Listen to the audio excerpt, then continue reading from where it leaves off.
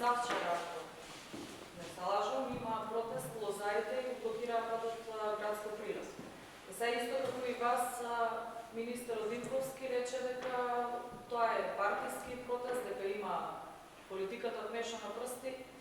Ако не се лажам, не кажа некое конкретно решение конкретно за проблемот за кој што се излезе. Сега они ми кажат дека има ниски откупни цени и дека барат 3 денари по килограм интервентна субвенција, стручњаци за шеќерноста и закон за да се гарантира најниската откупна цена. Што може владата овде да направи, бидејќи вие ги кажавте изминатите проекти кои што се наменети за лозарите, но што понатаму, бидејќи ова не е проблем кој што е само за сега да се реши за натаму да останат истите цени, а секоја година да се дава само по 1 денар субвенција. Протест на ВМРО-ДПМН не е протест на лозарите. Заради тоа што таму беше целокупното раководство и на централно и на локално ниво на ВМРО-ДПМН. И тоа е точно. И таму не беа репрезентите кои што се партнер на министерството. Ние ги отворивме вратите во целиот овој претходен период за соработка, контакт и комуникација со сите субјекти, со сите здруженија кои што се представници на сите категории на земјоделски производители. И сите мерки и политики се креира заедно со нив. На тој протест ниту председателот на комисијата на ВМРО-ДПМН за земјоделство, на тој партиски настан, не знаеше што е барањето на лозарите. Ниту на тој протест беше испорачено некој барање на лозарите, заради тоа што се што било побарано, се што било потреба, се што било договорено е веќе реализирано. И да повторам, и овој прилика повторим, дека наместо во претходните 11 години, кога имавме целосно нерадовна, селективна и по партиски списоци изплата на субвенции, денеска во еден ден на сите лозари беа исплатени субвенциите во јануари и февруари. Тогаш кога се потребни, тогаш кога треба инвестиции пред самата реколта. Не во јуни, не во август, не во септември. И тоа зголемени субвенции за сите развојни категории на лозари.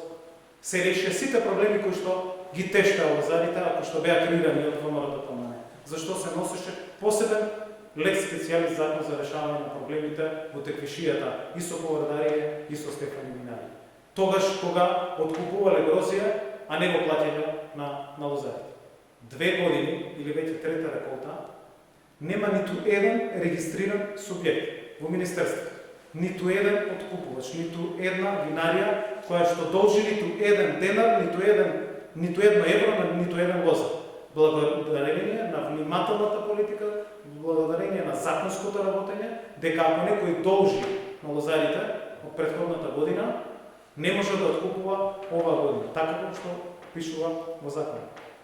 Благодарение на интервентните мерки имаме највисока откупна цена во последните 7 години.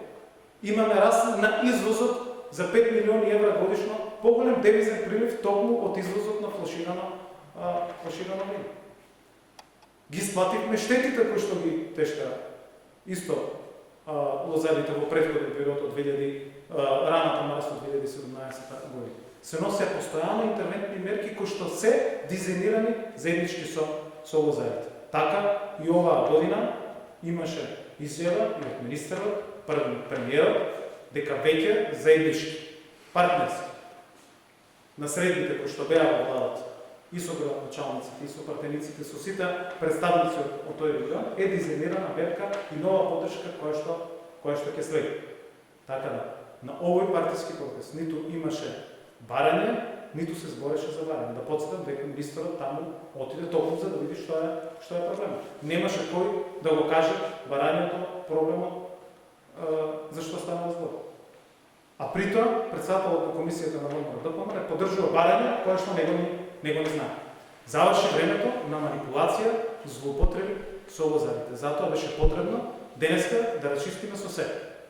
Кој е тој кој што вистински се грижи за земјоделците, кои политики се носеа, кои стратегии се спроведуваат и што е планот да работиме понатаму.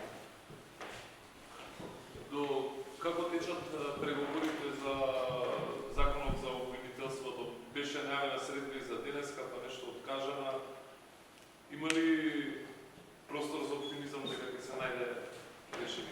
очекуваме средба на работните групи во текот на викендот.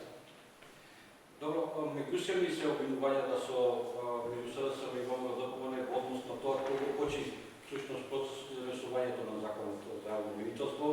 Опозицијата вам го обвинува дека не би одговара да се донесе законот и фактички со предметите на СЈО и со тој закон што вие сакате да го донесете, да едноставно се пресмедате со политичките противници. Како ќе се најде евентуално консензус или договор за законот, очигледно тешко одговор. Нервозата во ВМРО-ДПМН не е повеќе за законот, туку е повеќе за тоа што предметите нема назад со предметите. Предметите се преземени и согласно правниот поредок на секоја земја, ние цврсто стоиме дека правдата мора да биде задоволена за секој еден случај и за било кого во државата.